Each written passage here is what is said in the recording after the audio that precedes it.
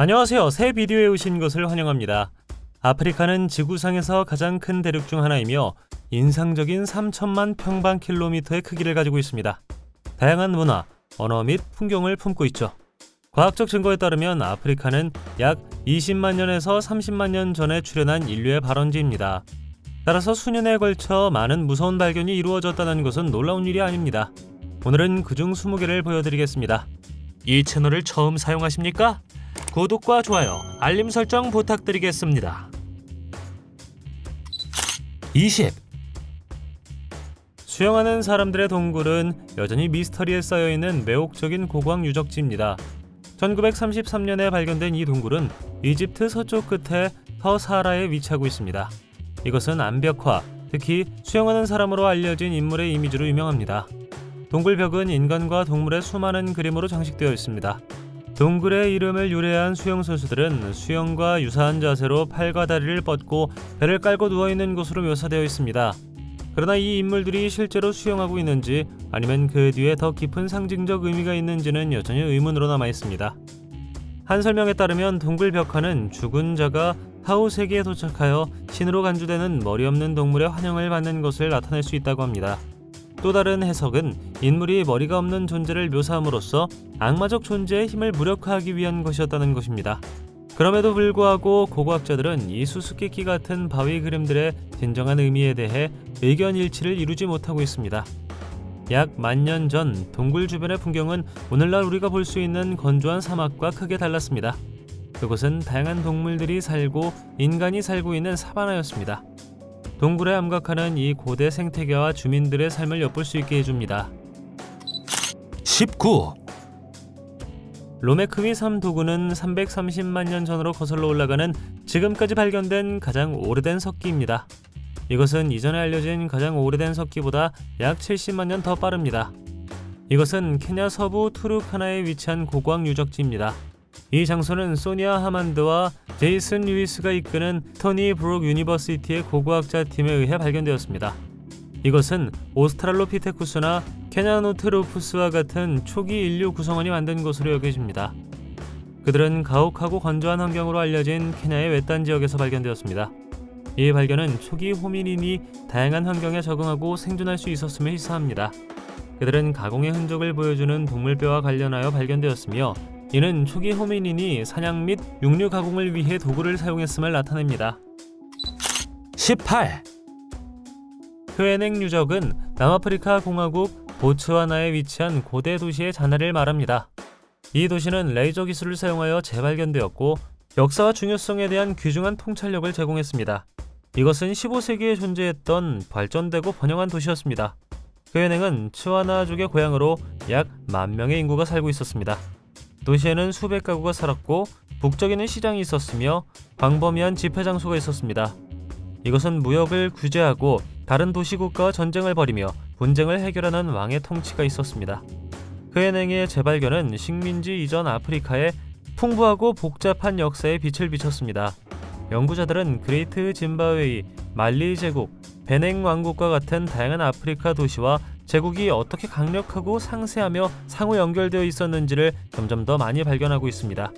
레이저 스캔 결과 흐에냉은 상당한 지역에 걸쳐 세계의 주요 구역으로 나뉘어 있었으며 가축이 있었을 수 있는 커다란 돌담 울타리가 있는 것으로 밝혀졌습니다. 17. 댄싱 스톤즈라고도 알려진 나무라퉁가 스톤은 케냐의 투르카나 호수 근처에 위치한 역사적인 랜드마크입니다. 그들은 작은 돌로 만든 원형 플랫폼에 일렬로 배열된 19개의 현무암 기둥으로 구성되어 있습니다. 돌은 높이가 거의 1m이며 원통형 모양이고 일부는 기울어지거나 떨어졌습니다. 이 유적지는 2000년 이상 된 것으로 여겨지며 최근의 발굴 조사에 따르면 기원전 2398년으로 추정됩니다.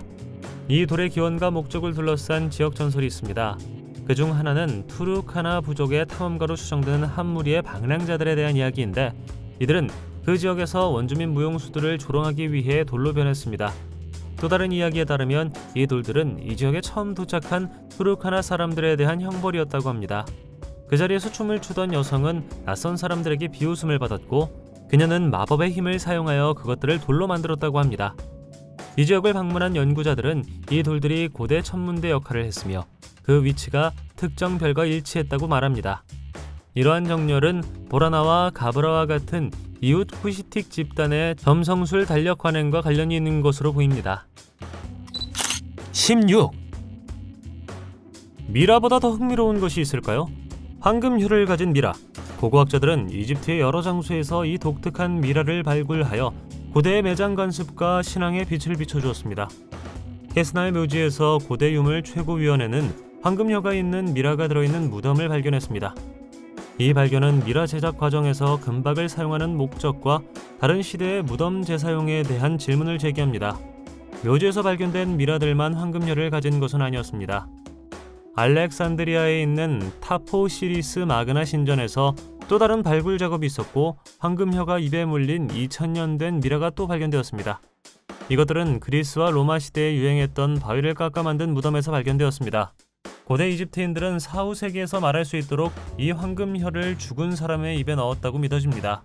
혈은 지하 세계의 통치자로 여겨졌던 오시리스 신에 의해 의사소통과 판단을 위한 중요한 기관으로 간주되었습니다. 15. 시바의 여왕은 성경과 꾸란 텍스트에 언급된 전설적인 인물입니다. 하지만 시바의 여왕과 성보의 에레도로 알려진 거대한 인공 기념물 사이에 연관성이 있다고 말하면 어떨까요?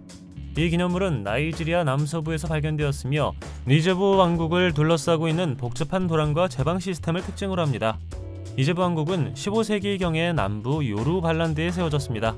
이 기념비는 현지 구전 전통에 따르면 시바의 여왕이었던 전설적인 인물 빌리키스 성부의 이름을 따서 명명되었습니다. 이 기념비와 관련된 오케리 부족은 이 기념물을 성부의 에레도로 부르는데 이는 시바의 도랑의 여왕으로 번역됩니다.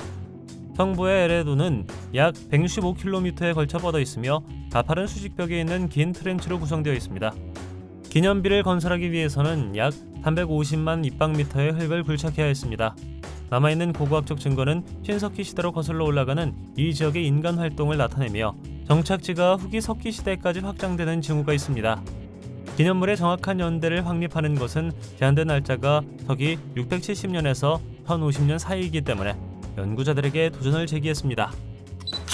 14. 아프리카가 두 대륙으로 나뉘고 있다는 생각은 지질학자들과 연구자들 사이에서 토론의 주제입니다. 동아프리카 균열계로 알려진 지질학적 현상은 이러한 추측을 불러일으켰습니다. 이 계곡망은 홍해에서 모잠비크까지 뻗어 있으며 아프리카를 서서히 분리시키고 있는 것으로 생각됩니다. 그러나 하룻밤 사이에 일어나지 않을 것입니다. 대륙 분열 과정은 수백만 년에 걸쳐 점진적으로 일어납니다. 종종 균열이라고 불리는 동아프리카 균열은 두 개의 주요 균열로 구성되어 있습니다. 하나는 동쪽의 에티오피아와 케냐를 통과하고 다른 하나는 우간다에서 서쪽의 말라위까지 뻗어 있습니다. 균열은 약 3,500만 년 전에 이 지역의 지각 활동으로 인해 시작되었습니다. 이 과정은 결국 동아프리카가 아프리카 대륙의 나머지 부분으로부터 분리되는 결과를 낳을 수 있습니다. 이 균열이 계속 커지면 인도양에서 흘러온 물로 가득 차서 새로운 해분지가 형성되고 아프리카 동부의 별도의 섬이나 대륙이 될 수 있습니다. 13. 녹 문명은 현재 나이지리아에서 존재했던 고대의 신비한 문명입니다. 그것은 고도로 발전된 문화와 흥미로운 유물로 유명합니다. 녹 문화는 적어도 기원전 900년부터 기원 후 200년까지 번성했으며 서아프리카에서 가장 오래된 복잡한 사회 중 하나로 간주됩니다. 이 문명은 1928년 테라코타 유물이 발굴되면서 처음 발견되었습니다. 적어도 기원전 500년으로 거슬러 올라가는 이 조각품은 길쭉한 머리, 움푹 들어간 눈, 갈라진 입술과 같은 독특한 특징을 가진 사람들을 묘사합니다. 그들의 정확한 장인 정신과 특이한 특징으로 인해 일부 사람들은 이 조각품의 기원에 대해 추측하며 외계인 같다고 묘사했습니다. 녹 문명은 예술적 성취뿐만 아니라 고급 금속 가공으로도 유명했습니다. 그들은 철과 구리 합금을 사용하여 무기, 도구, 장신구를 포함한 복잡한 물건을 만들었습니다. 주조, 단조, 용접을 포함한 그들의 금속 가공 기술은 당시로서는 매우 발전된 기술이었습니다. 녹 문명은 모든 범죄가 가족 전체에게 비참한 결과를 초래할 수 있는 저주를 불러일으킨다고 믿었습니다. 그들의 놀라운 업적에도 불구하고 녹 문명은 서기 200년 이후 불가사의하게 사라졌습니다. 12. 최근 남아프리카의 산에서 외계 유기물이 발견되었습니다. 33억 년 전으로 거슬러 올라가는 이 유기물질의 흔적이 메콘자 산맥의 화산 퇴적물에서 발견되었습니다. 과학자들은 이러한 탄소의 흔적이 그 기간 동안 지구와 충돌한 고대 운석에서 유래했을 수 있다고 믿습니다. 이 발견은 외계인의 방문에 대한 직접적인 증거를 제공하지는 않지만 생명체의 구성 요소가 외계의 출처를 통해 지구에 도착했을 수 있다는 생각을 뒷받침합니다. 퇴적물에 니켈, 크롬 및 철의 탄소 및 나노 크기 입자가 모두 존재한다는 것은 흥미롭고 그 기원에 대한 질문을 제기합니다. 그들은 단지 미소 운석과 화산 활동으로 인해 이러한 흔적이 보존된 것일까요? 아니면 더 사악한 우주의 개입이 적용하고 있었던 것일까요? 어쩌면 수십억 년 전에 외계 생명체가 아프리카 대륙에 발을 디뎠을지도 모릅니다. 어떻게 생각하시나요? 11. 도곤 시리우스 미스터리는 말리의 도곤족이 시리우스 항성계에 대해 가지고 있는 지식을 중심으로 전개됩니다. 그들은 밝은 시리우스 A 옆에 있는 백색 외성인 시리우스 B를 포함한 시리우스 항성계에 대한 자세한 지식을 가지고 있었습니다. 이 지식은 현대 천문학적 발견보다 앞선 것으로 보이기 때문에 인류학자와 천문학자들을 매료시켰습니다. 일부 이론에 따르면 도곤족은 시리우스를 높이 평가했던 이집트인이나 그리스인과 같은 고대 문명과의 접촉을 통해 이 지식을 습득했다고 합니다. 그런가 하면 밤하늘을 주의 깊게 관찰하면서 지식을 발전시켰다고 주장하는 사람들도 있습니다. 그들의 설명은 시스템에 대한 우리의 현재 과학적 이해와 일치합니다. 이로 인해 도곤족이 현대의 망원경과 첨단 천문 장비를 이용하지 않고도 어떻게 그러한 정확한 정보를 얻을 수 있었는지에 대한 논의가 이루어졌습니다. 이후 논란의 여지가 있는 이론이 등장했는데 시리우스 항성계에 대한 도곤족의 지식이 먼 과거에 외계인과의 접촉에 의해 영향을 받았을 수 있다고 제안합니다. 10. 클레크스 두르프 구체는 남아프리카 공화국의 오토스탈 근처에서 발견된 작은 천체로 파이로필라이트라는 광물 퇴적물입니다. 이 광물은 지각 깊숙한 곳의 열과 압력에 의해 변형된 암석에서 발생하며 나뭇잎 같은 구조를 가지고 있습니다. 그들은 이상하게 보일 뿐만 아니라 일반적으로 매우 신비합니다. 구는 직경이 0.5에서 10cm까지 다양하며 다양한 모양으로 제공됩니다. 그들은 적철광, 유해석, 황철석과 같은 광물로 구성되며 소량의 다른 광물과 혼합됩니다. 지질학자들은 약 30억 년 전에 화산 퇴적물이나 화산재에서 형성되었다고 믿고 있습니다. 돌구체는 결국 특정 유체와의 상호작용을 통해 변화하여 독특한 패턴을 부여했습니다. 그러나 이것들은 맥락에서 벗어나 지적인 존재에 의해 만들어진 유물이라는 이론이 있습니다. 그것들은 대략 30억 년 전의 것이며 어떤 사람들에 의하면 자연적 기원을 갖기에는 너무나 완벽하다고 합니다. 소문에 따르면 나사는 이 구체 중 하나를 조사한 결과 우주의 무중력 상태에서 만들어졌다고 판단했습니다. 당신은 어떻게 생각하시나요? 9. 랄리벨라는 에티오피아의 유네스코 세계문화유산으로 지정되어 있으며 전 세계의 방문객을 사로잡은 바위를 깎아 만든 교회로 유명합니다. 이 고대 교회는 건축의 걸작으로 간주되며 종종 대개 8대 불가 사이로 불립니다. 화산암 한 조각을 깎아 만든 이 조각상은 뛰어난 장인정신과 기술력을 보여줍니다. 그들은 12세기와 13세기에 에티오피아의 새 예루살렘을 건설하는 것을 목표로 했던 랄리벨라 왕의 통치하에 지어졌습니다. 각 교회는 단순한 구조에서 더 정교하고 복잡한 구조에 이르기까지 독특한 디자인과 건축 양식을 가지고 있습니다. 가장 주목할 만한 교회 중에는 세인트 조지 교회, 마리아 교회, 임마누엘 교회가 있습니다. 랄리벨라 교회는 건축적 가치뿐만 아니라 엄청난 종교적, 문화적 중요성을 지니고 있습니다. 이곳은 에티오피아 기독교인들에게 중요한 순례지이며 여전히 예배와 종교의식에 활발하게 사용되고 있습니다.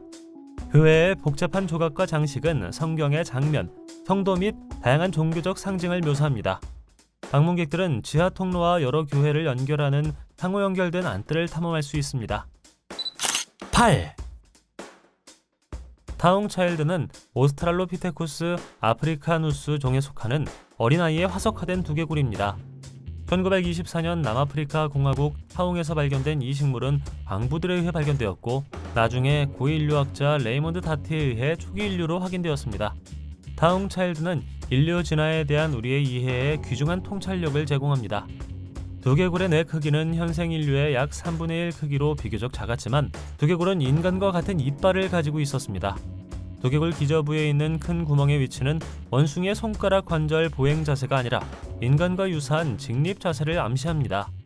처음에 일부 연구자들은 작은 뇌 크기로 인해 파웅차일드를 인류의 조상으로 인정하지 않았습니다. 최근 연구에 따르면 후기 인류 진화에서 뇌 크기는 원숭이와 비슷하게 유지된 상태에서 이족 보행이 발달했으며 이는 뇌 비대화가 먼저 일어났다는 초기 생각과 모순됩니다. 파웅차일드와 관련된 동물 화석은 대략 230만 년에서 280만 년 사이의 연령대를 시사합니다. 6. 모리셔스 샤마렐에 있는 샤마렐 세븐 컬러 어스 지질 공원은 독특한 지질학적 형성으로 유명합니다. 여기서 지구는 빨강, 갈색, 자주색, 파랑색, 녹색에 이르기까지 생생한 색상을 표시합니다. 말 그대로 수백만 년의 역사를 가진 다채로운 풍경을 걷는 것입니다. 지질공원의 색색의 모래 언덕은 시각적으로 눈에 띌 뿐만 아니라 지역 전설에 따르면 치유력이 있다고 믿어집니다. 색깔에 따라 치유력이 다르다고 믿어지며 방문객들은 자신의 치유 목적으로 작은 모래병을 가져갈 수 있습니다. 이 지질공원에는 모리셔스에서만 발견되는 트로케티아 부토니아나라는 희귀한 나무 정도 서식하고 있습니다. 이 나무는 밝은 분홍색 꽃을 피우며 섬의 자연유산의 상징으로 간주됩니다. 이 지질공원에는 또한 거대한 거북이 보호구역이 있어 방문객들은 이곳을 가까이서 볼 수 있고 이 온순한 거인들에게 먹이를 줄 수도 있습니다. 이 거북이는 최대 200년까지 살 수 있으며 모리셔스 문화와 역사의 중요한 부분입니다. 5. 현대 수단에 위치한 메로에는 기원전 1000년부터 서기 350년까지 고대 쿠시 왕국의 수도였습니다. 이 왕국은 한때 이집트의 상당 부분을 통치했습니다. 메로에가 수도가 되기 전에 쿠시의 중심은 나파타에 있었습니다. 메로에는 나일강의 두 백내장 사이에 전략적으로 위치해 있었으며 아프리카, 이집트, 홍해, 에티오피아를 연결하는 항로의 요충지 역할을 했습니다. 이 지역에서는 많은 미스터리를 지닌 고대 피라미드가 발견되었습니다. 이 피라미드에는 40명이 넘는 쿠시의 왕, 왕비 및 기타 개인의 무덤이 있습니다. 그들은 역사를 통틀어 약간의 피해를 입었습니다. 이탈리아의 탐험가 주세페 페를린는 19세기에 보물을 찾는 동안 40개가 넘는 피라미드의 꼭대기를 부분적으로 파괴했습니다. 그러나 현대의 고고학 발굴 작업을 통해 무덤 내부에는 무기, 가구, 도자기, 이집트, 그리스, 로마에서 기원한 물품을 포함한 귀중한 유물과 유적이 발견되었습니다. 4. 프리토리아 소금펜으로도 알려진 츠와잉 분화구는 세계에서 가장 잘 보존된 운석 충돌 분화구 중 하나입니다. 남아프리카 공화국의 프리토리아 북쪽 소샨구베 마을 근처에 위치하고 있습니다. 이 분화구는 약 22만 년 전에 축구장 절반 크기로 추정되는 운석이 지구 표면에 충돌하면서 형성되었습니다. 그 충격은 거대한 폭발을 일으켰고 직경이 약 1.4km이고 깊이가 200m인 분화구를 굴착했습니다. 충돌로 엄청난 양의 에너지가 방출되었는데 그 에너지는 여러 개의 원자폭탄 위력에 필적한다고 합니다. 츠와잉이라는 이름은 세츠와나에서 소금의 장소를 의미하며 분화구 내에 크고 얕은 염전이 있음을 나타냅니다. 내부에는 지하수의 침투와 빗물의 축적을 통해 생태계가 형성되어 있습니다. 높은 염분 함량은 특정 미생물과 조류의 성장을 지원하여 이를 먹는 다양한 조류종을 끌어들입니다. 3. 라이덴버그 해저는 남아프리카 동부 트란스발에서 발견된 7개의 타라코타 머리 컬렉션입니다. 그들은 발견 장소의 이름을 따서 명명되었으며 적도 아래에서 가장 오래된 것으로 알려진 아프리카 철기시대 예술작품으로 간주됩니다. 머리는 서기 500년경에 묻혔으며 눈, 입, 코, 귀를 형성하는 점토 조각과 같은 특정 특징을 보여줍니다. 머리 뒤쪽은 절개된 선형 패턴으로 장식되어 있으며 목은 큰 홈이 있는 고리로 묘사되어 있습니다. 큰 머리 중 2개는 투구 가면으로 착용된 것으로 보이며 꼭대기에는 동물 형상이 있고 점토공은 융기된 헤어라인을 나타냅니다. 이 동물들은 사자갈기를 닮은 것으로 추정됩니다. 이 작은 머리는 아래쪽 목고리에 작은 구멍이 있어 다른 것에 붙어있음을 암시합니다. 이것의 목적과 중요성은 그들을 생산한 문화에 대한 제한된 정보로 인해 불확실합니다. 어떤 사람들은 그들의 특별한 입회식에 사용되었으며 아마도 축제 중에 착용했을 것이라고 믿습니다. 적철광의 일종인 스페큘라이트가 결계부와 홈으로 마스크에 전략적으로 배치되어 이러한 유물의 신비로운 특성을 더합니다. 2. 에티오피아의 악숨 오벨리스크는 전쟁, 권력, 점령, 희망과 얽힌 풍부한 역사를 가지고 있습니다. 오벨리스크는 악숨의 스카이라인에서 눈에 띄는 위치를 차지합니다. 이것은 대략 서기 1세기부터 8세기까지 존재했던 악숨 제국의 전성기 동안 이 지역에 세워진 여러 고대 오벨리스크 중 하나입니다. 오벨리스크는 화강암으로 만들어졌으며 높이가 약 24m입니다. 그것은 키가 크고 가느다란 모양이 특징이며 하나의 돌 조각으로 조각되었습니다. 오벨리스크는 문, 창문, 자물쇠와 같은 건축 요소를 묘사한 복잡한 조각으로 아름답게 장식되어 있습니다. 이 조각품은 악숨 문명의 세련된 장인 정신과 예술적 기술을 보여줍니다. 악숨의 오벨리스크는 여러 왕의 통치 기간 동안 권력과 명성의 상징으로 세워졌습니다. 그것은 왕릉이나 종교 유적지와 같은 중요한 장소의 표지 역할을 했으며 악숨 사람들의 종교 및 문화 간섭에 중요한 역할을 했습니다. 악숨의 오벨리스크 자체는 1930년대 이탈리아의 에티오피아 점령을 포함한 분쟁과 침략으로 피해를 입었습니다. 이 기간 동안 오벨리스크는 약탈되어 전쟁 전리품으로 이탈리아로 운송되었습니다. 1, 피토니 스카이스톤은 섬뜩한 모습을 보이지만 하늘에서 떨어진 것은 아닙니다. 그것들은 우리에게 주어졌습니다.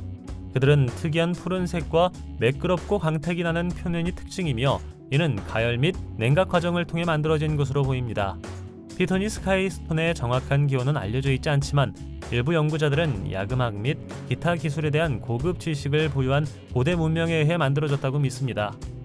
다른 어떤 사람들은 그것들이 외계인 방문의 증거일 수 있다고 믿으며 그들의 특이한 구성과 그들이 그 지역에서 자연적으로 발생하지 않는다는 사실을 지적합니다.